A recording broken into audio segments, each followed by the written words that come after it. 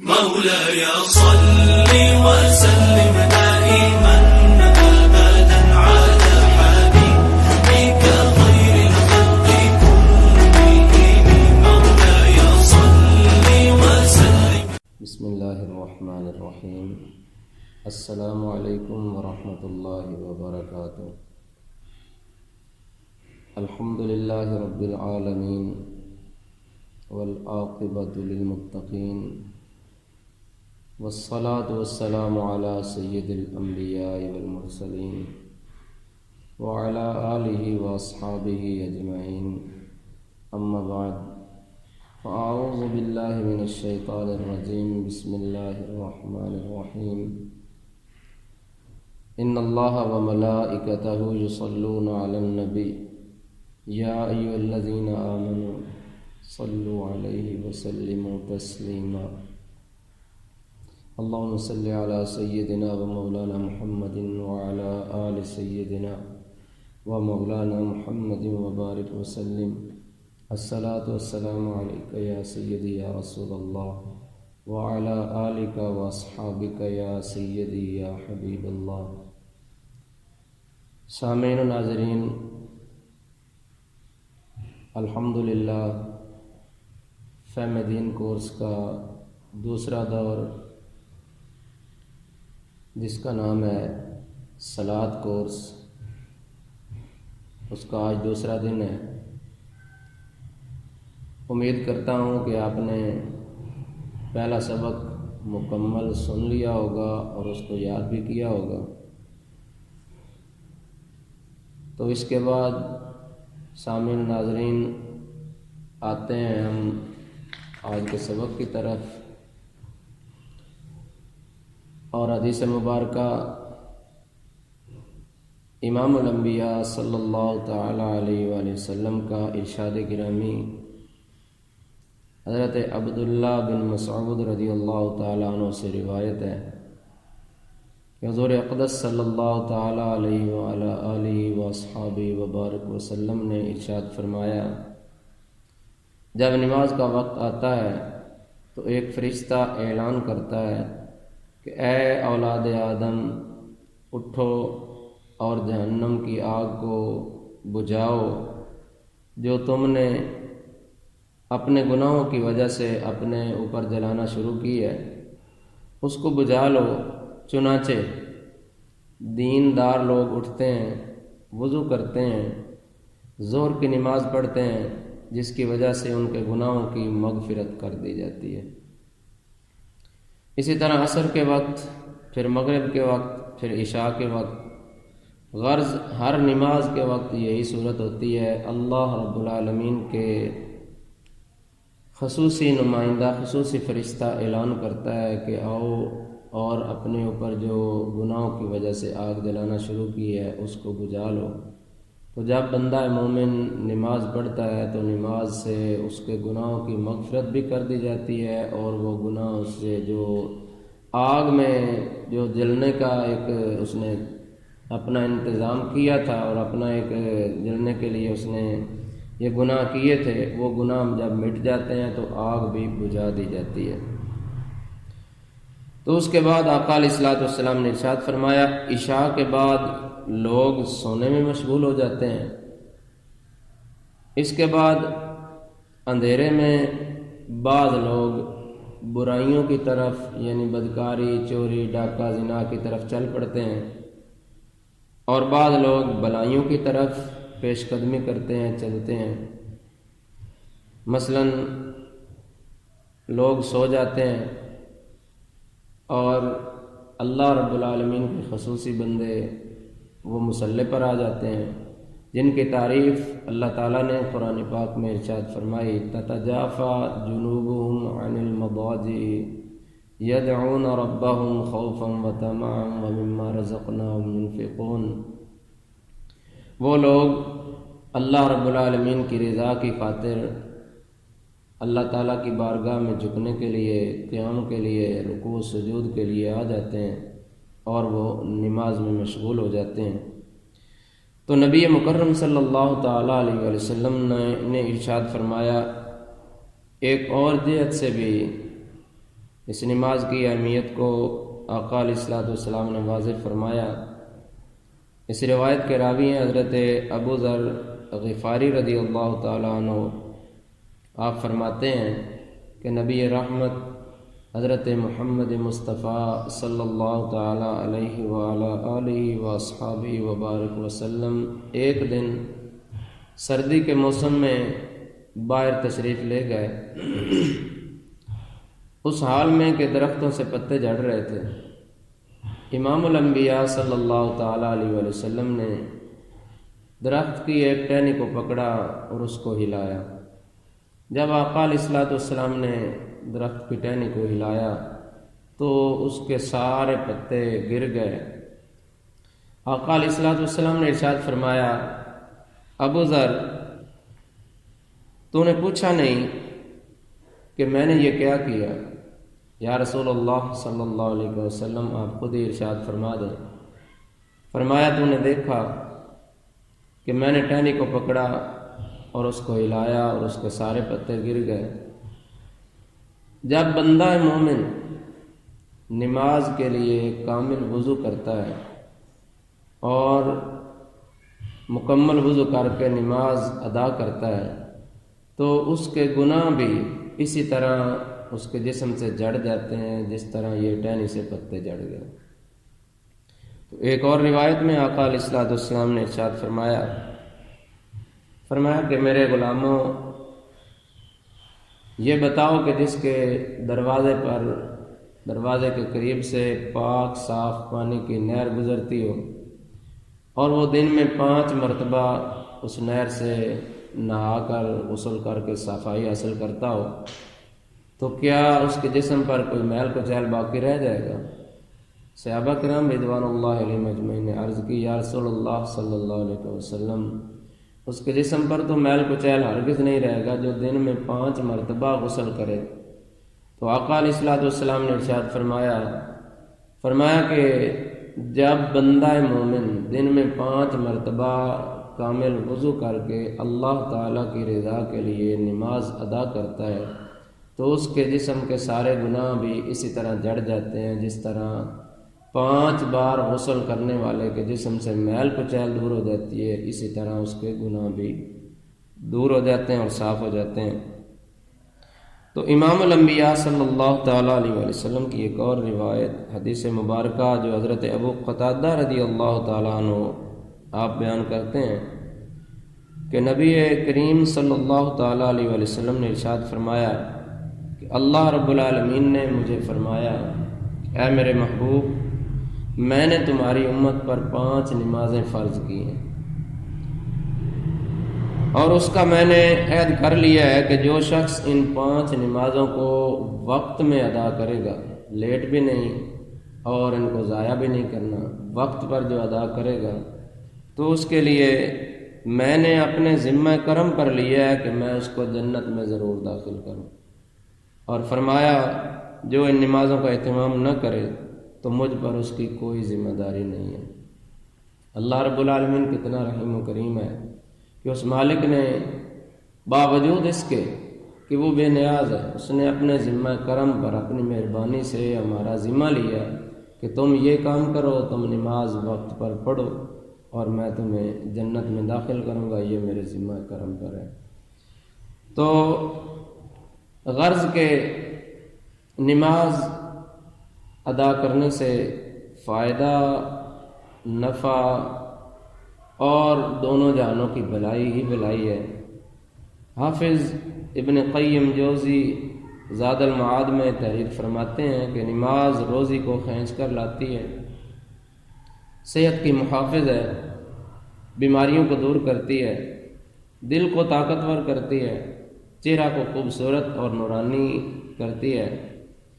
جان کو فرحت بخشتی ہے، اعضاء میں نشاط یعنی توانائی پیدا کرتی ہے، کاہلی اور سستی کو دفع کرتی ہے، شرح صدر کا سبب ہے، یعنی سینے میں انوار و تجلیات کا ظہور ہوتا ہے اور وہ اس پر کھل جاتے ہیں، روح کی غذا ہے۔ افسوس اس بات کا ہے کہ آج موسیقی کو تو روح کی غذا قرار دیا گیا، لیکن جو اللہ رب العالمین کی بارگاہ میں جھکنا ہے، اللہ تعالیٰ کے ساتھ خصوصی تعلق ہے، اور جو اس کی حقیقی غذا ہے اس کو فراموش کر دیا گیا، اس کو پس پش ڈال دیا گیا، تو فرماتے ہیں کہ روح کی غذا بھی ہے اور دل کو منور بھی کرتی ہے،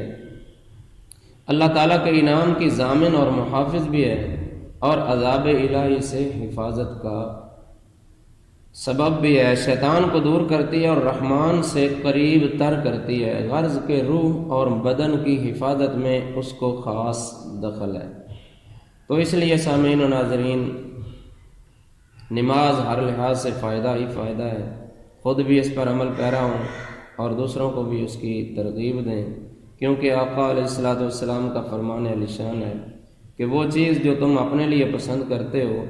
اپنے دوسرے مسلمان بھائی کے لیے بھی وہی پسند کرو۔ ہمیں پسند ہے کہ اللہ تعالیٰ کے انعامات کی، اس کی رحمت کی بارش ہم پر ہوتی رہے، اور ہم یہ بھی پسند کریں کہ ہمارے دوسرے بھائی بھی اس سے محروم نہ رہیں، دوسرے بھائی جن تک ہماری رسائی ہو ہم ان کو بھی دعوت دیں کہ بھائی اللہ رب العالمین کی بارگاہ میں جھکنے سے فائدہ حاصل ہوتا ہے، انعام حاصل ہوتا ہے، رحمت کی برسات ہوتی ہے۔ ہم خود اپنے لیے تو چاہتے ہیں کہ ہم جہنم سے بچ جائیں، اور دوسروں کو بھی اگر بچانے کی ہم سوچ لیں تو اللہ رب العالمین کی مخلوق کی ہمدردی کی وجہ سے اللہ رب العالمین بہت زیادہ راضی ہو جائے گا۔ تو بھائیو، اب ہم کچھ اس طرف آتے ہیں کہ مسلمان ہوتے ہوئے جو بندہ نماز کا اہتمام نہ کرے، نماز سے روگردانی کرے، نماز کو کچھ نہ سمجھے اور ہیلے بہانے کر کے نماز کا جو ہے وہ ضیاع کرتا رہے، نماز کو ضائع کرتا رہے، اس کے لیے نقصان کتنا ہے، اور اس کے لیے اللہ رب العالمین کا حکم کیا ہے، مصطفیٰ کریم علیہ الصلوۃ والسلام نے اس کے بارے میں کیا وعید فرمائی ہے۔ تو اللہ تعالیٰ کا ارشاد گرامی قرآن پاک میں اس طرح ہے کہ ہری بھری کھیتیاں، بستے ہوئے شہر اور علاقے کب برباد ہوتے ہیں، اور وہ منحوس کب ہوتے ہیں اور عذاب کے مستحق کب بنتے ہیں، جب وہ نمازیں ضائع کرتے ہیں اور اپنی خواہشات کو ترجیح دیتے ہیں، اپنی خواہشات کی پیروی کرتے ہیں۔ تو اللہ تعالیٰ نے اسی لیے قرآن پاک میں چند انبیاء کرام علیہم الرضوان کا ذکر کیا، اور ان کے ذکر اوصاف بیان فرمانے کے بعد مالک کائنات نے ان کی قوموں کا بعد میں جو حال ہوا اس کا ذکر کرتے ہوئے مالک کائنات نے ارشاد فرمایا کہ فخلف من بعدهم خلف اضاعوا الصلاة واتبعوا الشهوات فسوف يلقون غیا۔ اللہ رب العالمین نے ارشاد فرمایا سورہ مریم، مالک کائنات نے ارشاد فرمایا کہ پس ان نبیوں کے بعد ایسے ناخلف پیدا ہوئے جنہوں نے نماز کو ضائع کیا، جنہوں نے اپنی نمازوں کو ضائع کر دیا اور خواہشات کے پیچھے پڑ گئے، اپنی من مانی کرنے لگے، اپنی خواہشات، لذات اور چسکے میں پڑ گئے۔ تو اللہ تعالیٰ نے ارشاد فرمایا سو ان قریب فسوف یلقون غیا، ان قریب خرابی دیکھیں گے، یعنی وادی غی جو جہنم ایک وادی ہے اس میں داخل کیے جائیں گے، اور دنیا میں بھی ان کا حشر برا ہوا، ان سے اللہ تعالیٰ کی نعمتیں چھین گئیں، ان کی عزت وقار اور جو ان کا رعب اور دبدبہ تھا وہ جاتا رہا، تو آخرت میں بھی وہ عذاب کے مستحق ہوئے۔ اسی طرح ایک اور مقام پر اللہ رب العالمین کا ارشاد گرامی ہے، ان کو آخرت میں کتنی ذلت اور کتنا نقصان ہوگا۔ سورۃ القلم، اللہ رب العالمین نے ارشاد فرمایا یوم یکشف عن ساق ویدعون الی السجود فلا یستطیعون خاشعۃ ابصارهم ترہقهم ذلہ وقد كانوا يدعون الی السجود وهم سالمون۔ اللہ رب العالمین نے ارشاد فرمایا کہ وہ دن کہ جس دن پنڈلی کھولی جائے گی، ساق کھولی جائے گی، ظاہر کی جائے گی، اس دن فرمایا لوگ سجدے کی طرف بلائے جائیں گے، سجدے کی ان کو دعوت دی جائے گی کہ تم سجدے کرو، اللہ تعالیٰ اپنی بارگاہ میں اپنے آپ کو سجدہ کروائے گا اور حکم دے گا کہ مالک فرمائے گا کہ مجھے سجدہ کرو۔ تو وہ لوگ جو دنیا میں نماز کا اہتمام کرتے تھے، نماز کے لیے اللہ تعالیٰ کی رضا کے لیے مسجدوں کو دوڑتے تھے، وہ تو فوراً سجدے میں گر جائیں گے۔ لیکن وہ لوگ جو اذانیں سن کر، جو دعوت کو، پکار کو، ندا کو سن کر جو مسجدوں کی طرف نہیں آتے تھے، نمازیں ضائع کر دیتے تھے، ان کا کیا حال ہوگا؟ فرمایا کہ فلا یستطیعون، وہ سجدہ نہیں کر سکیں گے، ان میں طاقت ہی نہیں ہوگی، ان کی کمر جو ہے اس کو بالکل جام کر دیا جائے گا، سیدھا ان کو کر دیا جائے گا، وہ جھک ہی نہیں سکیں گے۔ خاشیتاً ابصارہم، نگاہیں جھکی ہوں گی اور ذلت ان پر چھائی ہوگی۔ اور فرمایا وقد کانوا یدعون الی السجود، ان کا یہ حال کیوں ہوا، انہیں کیوں سجدہ کرنے کی اب طاقت نہیں ہے؟ اس لیے کہ وقد کانوا یدعون الی السجود، جب وہ دنیا میں تھے تو ان کو سجدوں کی طرف بلایا جاتا تھا، اذان ہوتی تھی، اذان سن کر وہ کوئی دھیان نہیں دیتے تھے، ان کے کان پر جوں بھی نہیں رینگتی تھی، تو وہ سجدوں کی طرف بلائے جاتے تھے، حالانکہ وہ صحیح و سالم تھے، صحت مند تھے، طاقتور تھے، سب کچھ ان کے پاس تھا، مال و دولت بھی تھا، صحت بھی تھی، جوانی بھی تھی، سب کچھ تھا، تو وہ سجدوں کی طرف نہیں آتے تھے۔ اس لیے قیامت کے دن اگر وہ اس وقت اپنے آپ کو اس حالت میں لانا بھی چاہیں کہ دنیا میں چلو نہیں کی ہے، آج ہمارا جو ہے وہ عذر اور داؤ چل جائے گا، لیکن اللہ رب العالمین کی بارگاہ سے ان کو ایسی ان کی کمر سخت ہو جائے گی کہ کمر جھک ہی نہیں سکے گی، وہ نیچے سجدے کو جا ہی نہیں سکیں گے۔ اس لیے جب طاقت اور جوانی اور صحت ہو، اس وقت جب جذبات عروج پر ہوں تو سجدہ کرنا، فرمایا گیا کہ جوانی کا سجدہ بڑھاپے کے 70 سجدوں سے افضل ہے، بڑھاپے کے 70 سجدوں سے افضل ہے۔ تو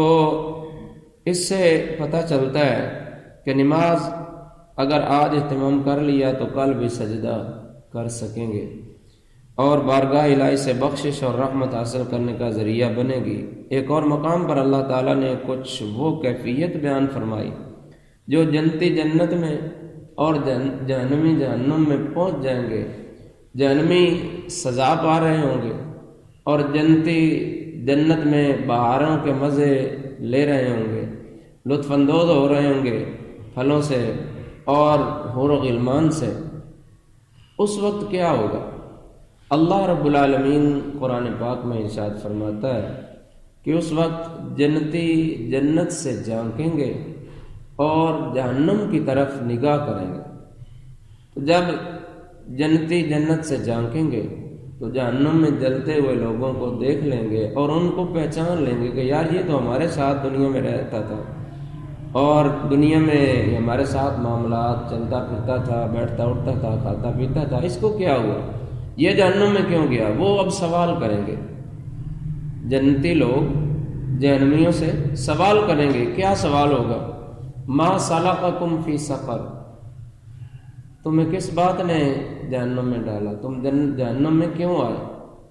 قالوا، وہ جواب دیں گے لم نک من المصلین، ہم نماز نہیں پڑھتے تھے، ہم نماز نہیں پڑھتے تھے۔ تو ان کا جواب، اور بھی وہ ایک دو باتیں کریں گے، ہم یتیموں مسکینوں کو کھانا نہیں کھلاتے تھے، سب سے پہلا جو جواب دیں گے جس کی وجہ سے وہ جہنم میں گئے وہ یہ کہ وہ نماز نہیں پڑھتے تھے۔ تو آقا دو عالم صلی اللہ تعالیٰ علیہ وآلہ وسلم اس بارے میں اسی لیے تو ارشاد فرماتے ہیں، فرمایا کہ جس نے جان بوجھ کر نماز چھوڑ دی، من ترک الصلاۃ متعمدا فقد کفر جہارا، جس نے جان بوجھ کر نماز چھوڑ دی اس نے اعلانیہ کفر کر لیا۔ جس نے جان بوجھ کر نماز چھوڑ دی اس نے اعلانیہ کفر کر لیا۔ دوسرے مقام پر نبی کریم صلی اللہ تعالیٰ علیہ وآلہ وسلم نے ارشاد فرمایا کہ جس شخص کی ایک نماز بھی فوت ہو گئی، ایک نماز بھی اس نے چھوڑ دی، ضائع کر دی، وہ ایسا ہے کہ گویا اس کا گھر اور اس کے گھر کے لوگ اور اس کا سارا مال برباد ہو گیا۔ آج غور کریں کہ ہم اسی مال کو حاصل کرنے کے لیے، اسی گھر کو اور انہی بال بچوں کو سنوارنے کے لیے، ان کو پروان چڑھانے کے لیے ہم دن رات اپنا خون پسینہ ایک کرتے ہیں اور نمازیں ضائع کرتے ہیں۔ ہمیں اتنا بھی شعور نہیں ہے، ہم یہ نہیں جانتے کہ ہمارا ایک نماز چھوڑنے سے کتنا بڑا نقصان ہو گیا۔ ہم ان کی توجہ ان کی طرف تو کرتے ہیں، لیکن حقیقت میں ہم ایسا نقصان کر رہے ہیں کہ جس سے ہمارا یہ سب کچھ برباد ہو رہا ہے۔ تو اللہ تعالیٰ کی بارگاہ میں دعا کرتے ہیں کہ مالک کائنات ہمیں ان حقائق کو سمجھنے اور ان پر عمل کرنے کی، اور جو اللہ رب العالمین کے احکامات ہیں ان پر عمل کرنے کی، جن سے اللہ رب العالمین نے روکا ہے ان سے رکنے کی اللہ رب العالمین توفیق عطا فرمائے۔ انشاءاللہ العزیز اگلے بیان میں باقی گفتگو ہوگی۔ اللہ تعالیٰ سے دعا ہے مالک کائنات ہماری یہ کوشش اپنی بارگاہ میں قبول فرمائے۔ وآخر دعوانا ان الحمد للہ رب العالمین۔ مولاي صل وسلم